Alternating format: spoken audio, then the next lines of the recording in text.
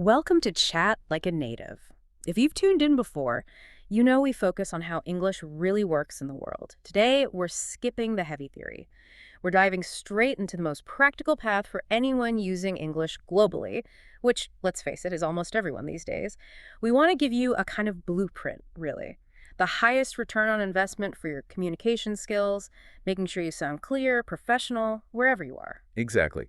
The simple truth, and this comes through strongly in the research, is that global English isn't about sounding like one specific group. It's about intelligibility. Mm-hmm. So our mission today is pretty focused.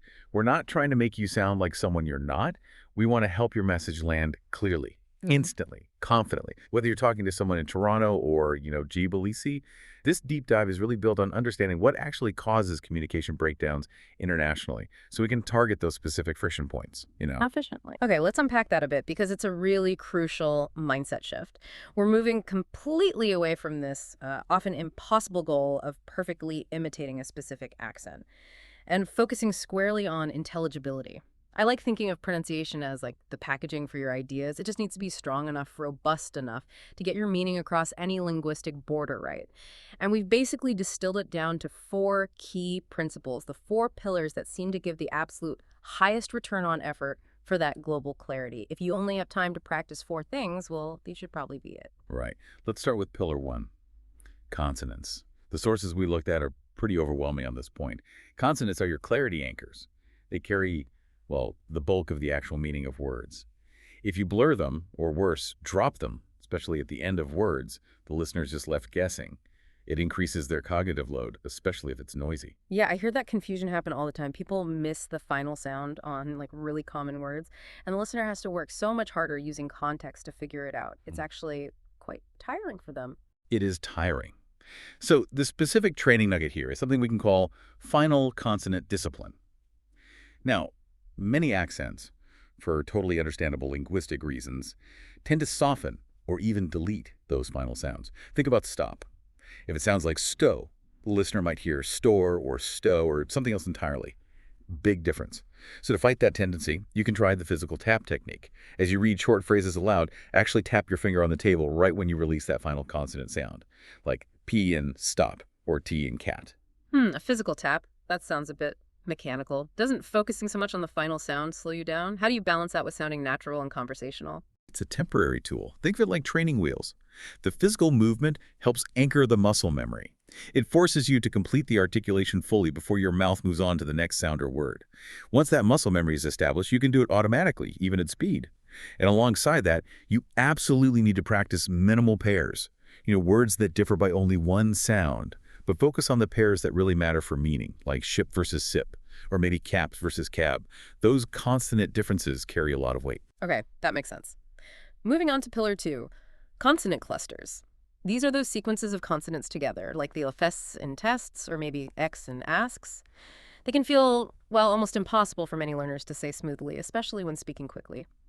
The advice here is to simplify, but simplify smartly. Keep the core contrast clear. Yes, and what's really interesting is that simplification isn't always an error in fast, natural speech. Native speakers do it too. For instance, in really rapid conversation, you might drop the final S in asks and just say something closer to ask. Context usually makes it clear. But, and this is a key point from the research, where the breakdown often happens is dropping an internal consonant, like the K sound in desk. As if you drop that K, it sounds like des, and the word just becomes unrecognizable.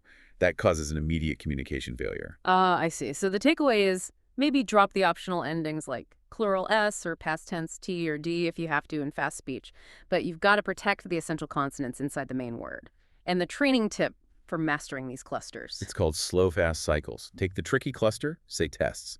Say it slowly, really clearly, maybe 3 times. Over-articulate it, T-E-S-T-S. Then immediately try saying it naturally at a normal pace twice.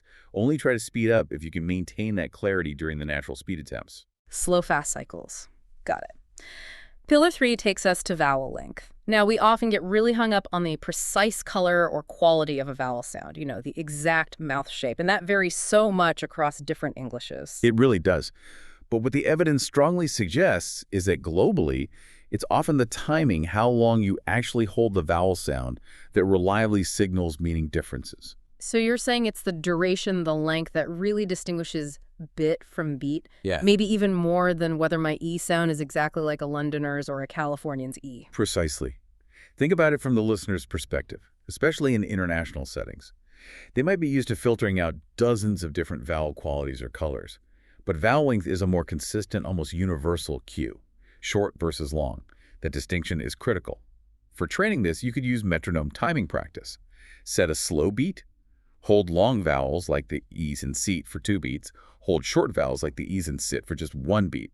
Practice saying pairs of words like seats, sit, please live, and short, simple phrases, focusing only on getting that timing contrast right. Okay, timing over perfect quality. And there was a memory trick mentioned too. Yes, contrast corners. This is quite clever. When you're practicing, try placing words with those crucial long vowels, either right at the beginning or right at the end of your phrase or sentence.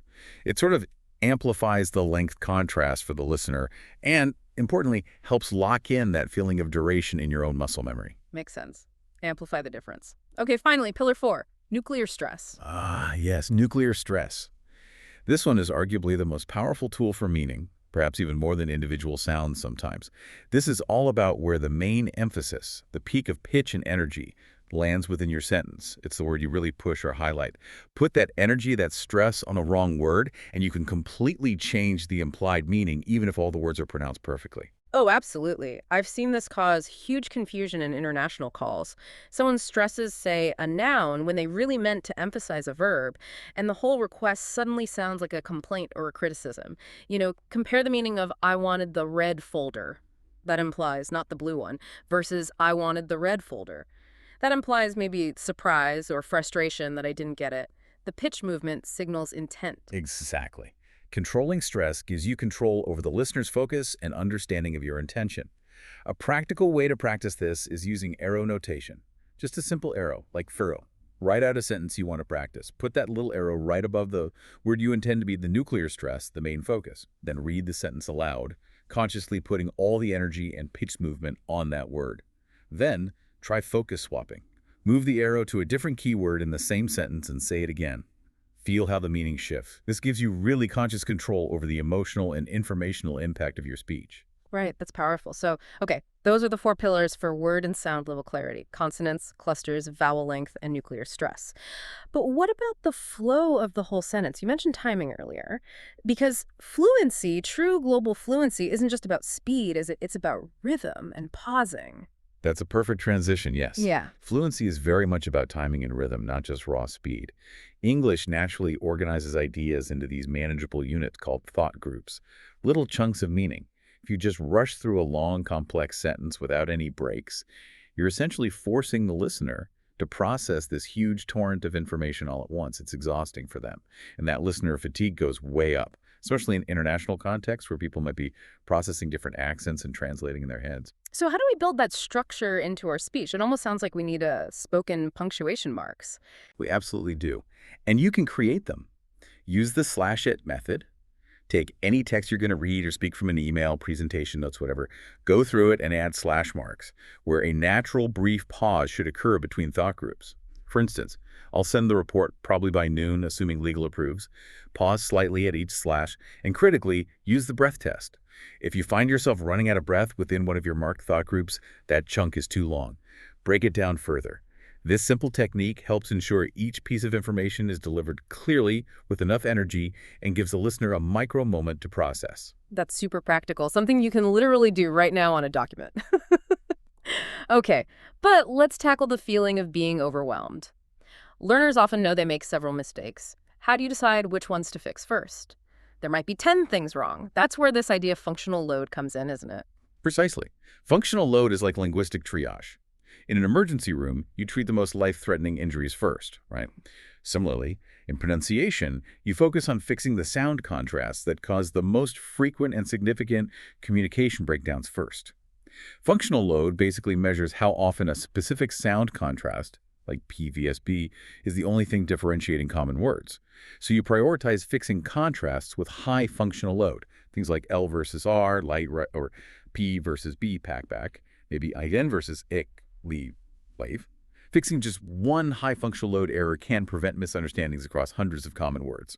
It's efficient. Right. So if I perfectly master the difference between, say, the sound and S, but nobody ever actually confuses my thing with sin in real life, that's probably a low priority fix for me. But if my confusion between L and R constantly makes my colleagues mistake lead for read during important discussions, well, that's job number one. See, exactly. The most actionable advice here is to keep an error diary. But not just listing errors you think you make. Log the actual real-world misunderstandings you experience or notice. If a client keeps asking whether you said deal or teal, that's your next practice target. And the sources were very clear on this too. Practice these high-impact targets using the 500 to 1,000 most common English words. Focus your effort there, on your daily communication backbone, not on rare vocabulary you seldom use. Makes total sense. Prioritize based on real impact. But communication isn't just about speaking clearly, is it? The research we looked at really hammered home the point that strong listeners make strong communicators. You need listener power, this ability to kind of train your ear to be a universal decoder, understanding lots of different accents quickly and easily. It's a crucial pairing. If you're training your mouth for clarity, you absolutely must train your ear for variability. They go hand in hand. The key technique is high variability listening. This means actively listening to short clips of English daily, but from speakers with drastically different accents. Think Indian English, Scottish English, Singaporean English, Nigerian English, American Southern. The more variety, the better. And the goal isn't to copy them. It's simply to practice decoding the message, understanding what they're saying despite the different pronunciation patterns. Okay, expose your ears widely, but how do we make that listening more active? How do we turn just hearing into actual pattern recognition that helps us understand better next time? That's where an accent mapping notebook comes in. It's a simple but powerful tool. When you're doing your high variability listening and you notice a consistent pattern, for example, maybe a speaker frequently replaces the sound A with a T sound. You write it down. Something simple like speaker A, Scottish. Think often sounds like tink. Or speaker B, Indian.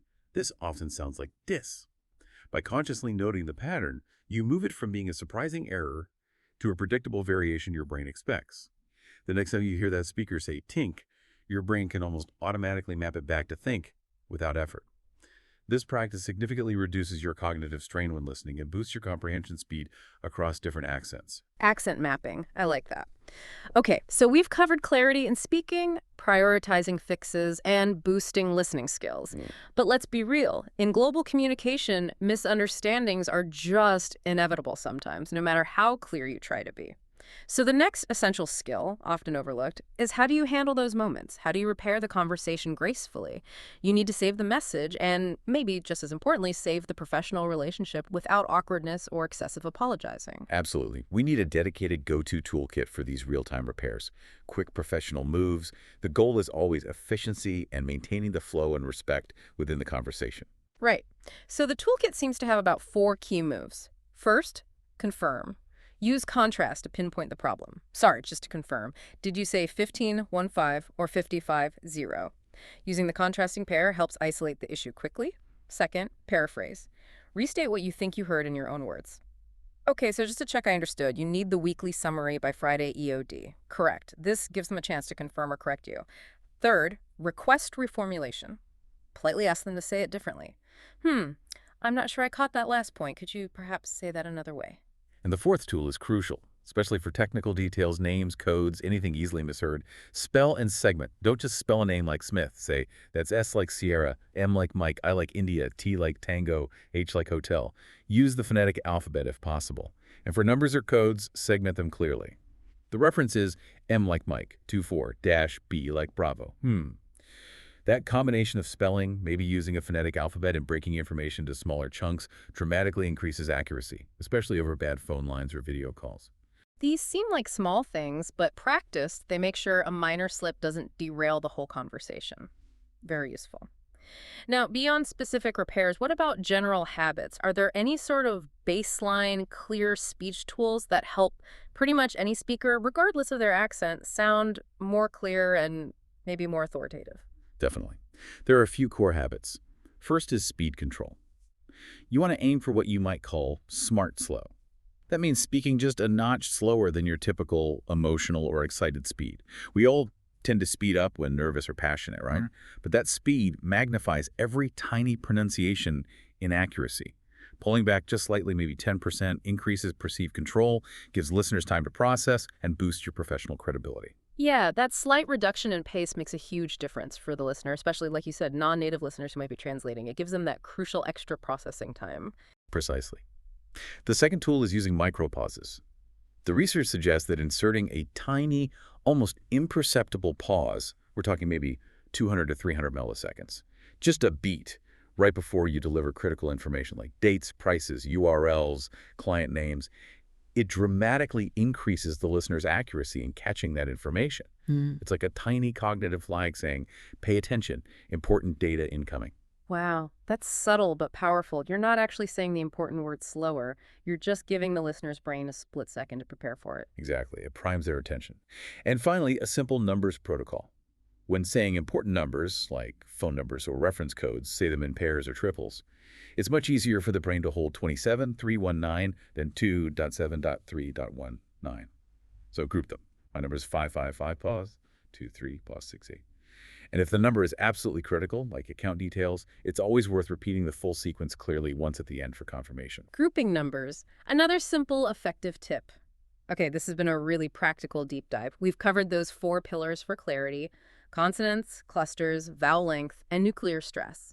We talked about prioritizing your practice using functional load, focusing on what really causes breakdowns, and we covered the essential skills of boosting your listener power and having those quick repair strategies ready. The big takeaway seems to be your accent is part of your identity, your history.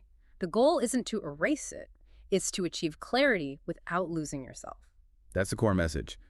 To really succeed in global English environments, you essentially need two superpowers. Superpower number one, packaging your own message clearly using those efficient tools like the 4 pillars we discussed, making it easy for others to understand you. And superpower number two, decoding others' messages effectively even when their pronunciation packaging is different from yours. That's your listener power. When you cultivate both of those, you gain this amazing ability to meet any speaker from any background right there in the middle. You can communicate with real confidence and connection. 2 superpowers: clear output and universal input. I like that framing. Okay, so you've heard this practical path to global intelligibility, focusing on high impact fixes, not chasing an elusive native ideal. So here's something to think about. If your goal shifts from sounding like someone else to simply being the most clearly understood person in any international meeting you walk into, what single high functional load contrasts that specific sound difference that causes you the most genuine real world communication problems? Right now, what's the one thing you could commit to mastering first, starting this week? Maybe it's time to start that error diary today.